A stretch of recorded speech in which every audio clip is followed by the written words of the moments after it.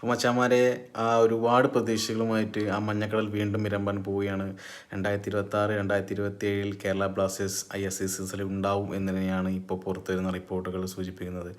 Ashley Westwood തന്നെയായിരിക്കും കേരളത്തിൻ്റെ coach എന്ന ശേഷം കൺഫേം ആയിട്ടുണ്ട്. അങ്ങനെയാണെങ്കിൽ ഈ ഒരു സീസൺ കേരളത്തിന് ഏറ്റവും പ്രിയപ്പെട്ട ഒരു സീസൺ തന്നെയായിരിക്കും. കാരണം അടച്ചുപൂട്ടലിൻ്റെ വക്കിൽ നിന്നാണ് കേരളം ഈ ഒരു സീസൺ കളിക്കാൻ പോകുന്നത്. ഒരുപാട് പ്രതിസന്ധികൾ കടന്നു പോകുന്ന ഒരു ടീം തന്നെയാണ് ഇപ്പോൾ ഒരു കേരള ബ്ലാസ്റ്റേഴ്സ് എന്നത് യാതൊരു സംശയമില്ല. കളിക്കളത്തിലെ ഈ ഒരു മാറ്റം ആരാധകർക്ക് ആവേശം പകരുന്നുണ്ടെങ്കിലും മാനേജ്മെൻറ്റിൻ്റെ ഭാഗത്തു നിന്നായാലും ഈ ഒരു ടീമിൻ്റെ ഫിനാൻഷ്യലിയുള്ള ഒരു പ്രോബ്ലം ആയാലും അത് വിട്ടൊഴിയുന്നില്ല.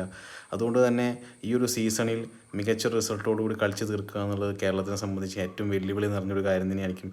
അപ്പോൾ നമുക്ക് സപ്പോർട്ട് ചെയ്യുക, അവരെ സപ്പോർട്ട് ചെയ്യാൻ മാത്രമേ നമുക്ക് പറ്റുള്ളൂ.